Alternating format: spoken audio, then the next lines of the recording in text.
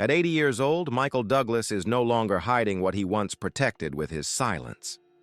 For decades, the world saw a glamorous Hollywood marriage, but behind the rehearsed smiles and careful answers, Michael lived through storms few could imagine. He now speaks about the pain, the fear, and the emotional cost of loving Catherine Zeta-Jones, while the world treated them as royalty. And the truth he reveals forces a question no one expected. How much suffering can remain invisible inside a marriage the world swore was perfect? The beginning he never forgot. Michael Douglas always said that his life changed in 1998, long before anyone suspected the darkness that would later take root in his marriage. He first saw Catherine Zeta-Jones on screen in The Mask of Zorro while recovering from back surgery and trying to pull himself out of habits and addictions that had quietly shaped the previous decade of his life. At 54, he was a man entering the final stretch of midlife. Accomplished, yes, but also bruised by divorce, tabloid scandals, and the constant pressure of being Kirk Douglas's son. He knew success intimately, but inner peace eluded him. And when he saw Catherine on that screen, something shifted. She was 29, radiant, sharp, full of promise. Everything he feared he no longer was. When he met her at the Deauville Film Festival in France later that year, he carried both charm and insecurity into the room. He tried to impress her, speaking boldly, masking fear with bravado. "I will be the father of your children," he said, a line meant to be playful, memorable, unforgettable. Catherine's response was none of those things. She dismissed him politely but firmly, leaving him with a sting of humiliation he had not felt in years. To Michael, that moment felt like the first tiny crack in a story he hoped would be perfect. A reminder that she was not a woman he could bend with confidence or status. But Michael Douglas was not a man who surrendered easily, especially when something, or someone, touched him that deeply. When Catherine left to film Entrapment in Scotland, he arranged for roses to be delivered to her hotel. She kept the card attached to that bouquet for more than 20 years, a silent symbol of a turning point. The moment she allowed herself to see him not as a Hollywood stereotype, but as a man trying desperately to begin again. By December 1999, they were engaged. 8 months later, in August 2000, their son Dylan was born. And that November, they stood together in the Plaza Hotel in New York, surrounded by Tom Hanks, Steven Spielberg, Anthony Hopkins, and dozens of Hollywood names, exchanging vows that looked like the beginning of a fairy tale. Catherine wore a David Emanuel gown. Their infant son was carried down the aisle. The world saw glamour, destiny, perfection. But beneath the glow, Michael sensed something else. Shadows forming quietly around the edges. Catherine's career exploded. She won an Oscar in 2003 while pregnant with their daughter Karis. She was ascending, unstoppable, magnetic. Michael, older and increasingly aware of his limitations, felt pride but also a quiet fear. He tried to keep pace, but age was already whispering the truth he didn't want to hear. Those first years were filled with love, success, and extraordinary milestones, yet they also planted the earliest seeds of insecurity and imbalance. Looking back, Michael would later admit that even during the happiest days, he felt the weight of a future he wasn't sure he could outrun, a future where he might become too old, too tired, too fragile for the woman he adored. The illness that changed everything. By 2010, the cracks in Michael Douglas and Catherine Zeta-Jones's marriage were no longer invisible. For years, Michael had tried to keep pace with Catherine's momentum, her youth, her rising career, and the magnetic presence that drew the world to her. She was 41, at the height of her power. He was 66, carrying decades of stress, surgeries, addictions, and the increasingly heavy weight of age. He worked hard to seem unshakable, but the gap between them grew wider with every passing year. And then came the moment that changed everything. A doctor quietly telling him he had stage 4 throat cancer. The news crashed through their lives like a hammer. Overnight, Michael went from a man who controlled his world to someone who wasn't sure he would survive the next month, let alone the next decade. He later admitted that the first thought that crossed his mind wasn't fear of death. It was fear of leaving his children fatherless and forcing Catherine to carry their lives alone. But fear doesn't soften the reality of illness. His tumor sat at the base of his tongue, making eating painful, speaking difficult, and breathing a constant effort. The chemotherapy and radiation treatments were as brutal as the diagnosis itself. For Catherine, the change was terrifying. Suddenly, the 25-year age difference that tabloids had mocked for years became painfully real. She watched the strong man she married shrink into someone fragile, exhausted, sometimes incoherent from pain. She slept in chairs beside him, held his hand through endless waves of nausea, and tried to stay composed even when she felt herself falling apart. She didn't have space to break down, not when her husband was fighting for his life, not when the world was watching their every move. Hollywood praised her as the devoted wife, the woman who never left his side. But no one saw the nights when she cried quietly in the bathroom so Michael wouldn't hear her. No one saw the guilt she carried, the fear that she wasn't strong enough for him, the helplessness that ate away at her peace of mind. He needed her, and she gave him everything she had. But the emotional cost was unsustainable. When Michael entered remission in early 2011, the world erupted in applause. He stood on national television announcing he was cancer-free, but Catherine collapsed under the weight of relief. Months of tension, fear, and emotional suppression finally caught up with her. In spring 2011, she entered treatment for bipolar II disorder, revealing a truth she had tried to hide even from herself. She was exhausted, drained, and psychologically fractured. Michael, now physically recovering, faced a painful realization. His illness had taken pieces of Catherine she might never fully regain.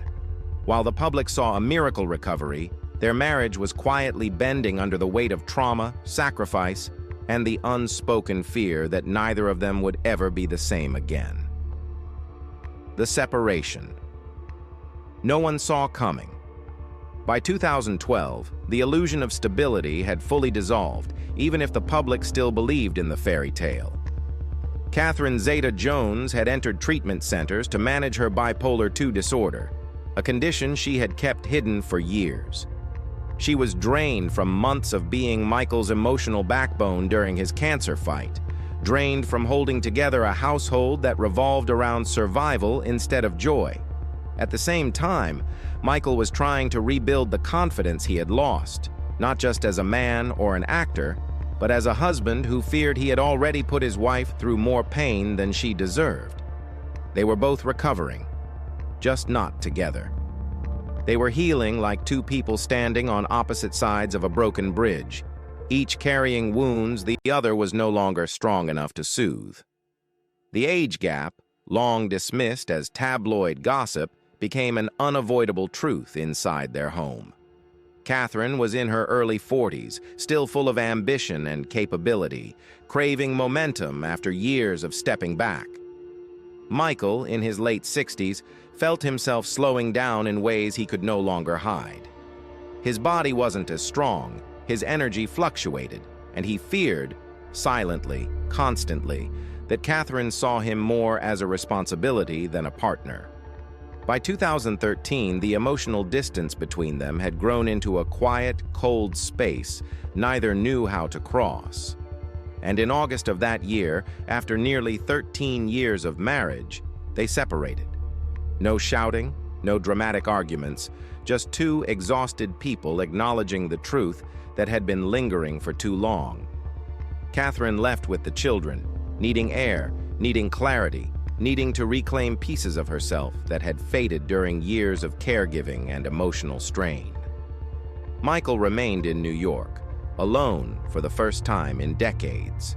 He returned to the Deauville Film Festival shortly after the separation was announced, the very place where he had first met Catherine in 1998.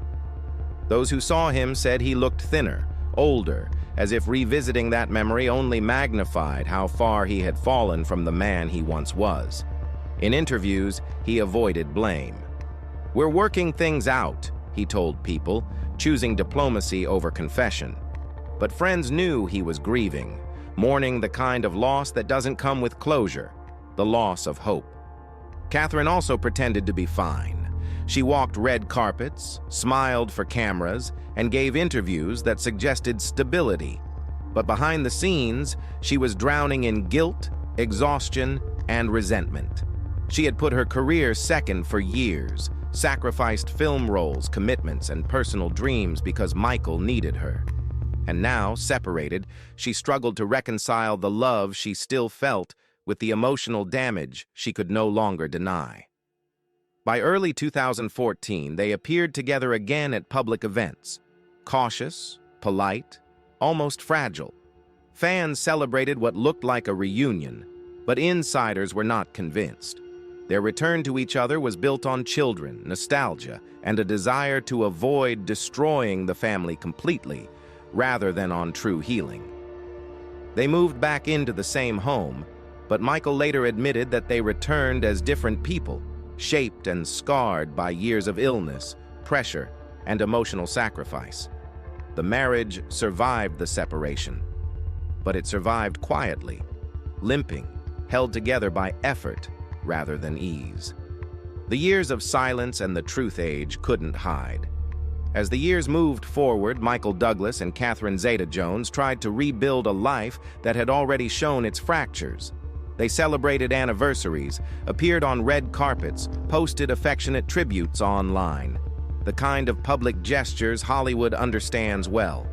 But the truth, the one Michael only dared to speak when he turned 80, was far heavier than the smiling photos suggested.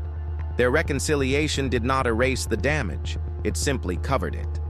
What remained beneath the surface was a marriage that functioned but no longer thrived. Michael aged quickly after his cancer battle. By 2020, even fans noticed he was slower, more withdrawn, more fragile. Catherine, still vibrant at 51, found herself stepping into the role of caretaker once again. But this time, without the adrenaline of crisis to justify the sacrifice. She wanted to travel, to work, to explore new projects, to play golf and enjoy the vibrant life she had always imagined for her 50s. Michael couldn't keep up. He stayed home, consumed by worry, by the world's chaos, by the quiet fear of becoming irrelevant. According to insiders, Catherine's frustration grew quietly but steadily. She had already paused her career once. Now she felt trapped between loyalty and resentment. The whispers became louder in recent years. Reports of secret separation, of a quiet division of property, of a marriage maintained more out of habit than love. They sold homes in Bermuda, tried to offload estates in New York and Mallorca, each sale interpreted by those close to them as another sign that the life they built was slowly dissolving. Michael finally admitted privately that the age gap, once a romantic footnote, had transformed into the central conflict of their marriage. He saw himself through Catherine's eyes, slower, weaker, unpredictable in health. And Catherine, despite loving him deeply, was no longer able to ignore her own fading happiness. "I became her responsibility," Michael confessed to a friend, not her partner. He realized the horrifying truth, that the woman he loved was losing herself in the process of caring for him, and he had no way to change it. The final confession, at 80 years old. At 80, Michael Douglas stopped pretending. For decades, he protected the story the world wanted, the glamorous marriage, the luxury, the red carpets, the perfect photos. But aging has a way of stripping away illusions. And Michael finally confronted the truth he had carried alone for years. He spoke quietly, not with anger, but with exhaustion. loving Catherine. Zeta-Jones had been both the greatest gift of his life and the hardest battle he ever fought. He adored her, but he also feared that he had slowly become the reason for her unhappiness. People close to them confirmed what Michael rarely admitted aloud. He felt guilty for the 25-year age difference that had shaped every chapter of their relationship. Guilty that his illness had stolen parts of her youth.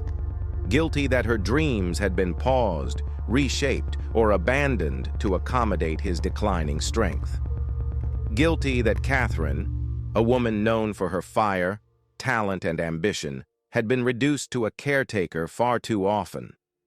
Even in 2023 and 2024, as they celebrated anniversaries and posted loving messages, the private reality was more fragile than ever. Catherine, now 55, stood at a crossroads, a career she wanted to reclaim, a world she wanted to explore, and a husband she still loved but could not carry forever. Michael, increasingly aware of his limitations, began preparing himself for the day she might let go.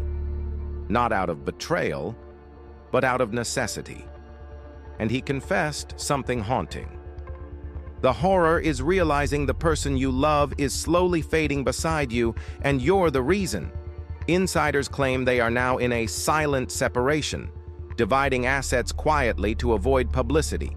No accusations, no dramatic explosions, just two people who fought too hard, survived too much, and reached a point where love alone wasn't enough to keep the marriage alive. After a lifetime in the spotlight, Michael Douglas finally accepted the truth he spent years avoiding, that even the strongest love can fracture when age, illness, sacrifice, and silence collide. Do you think this marriage can still survive, or have they already reached the point of no return? If you want more untold Hollywood stories, remember to like the video and subscribe for the next chapter.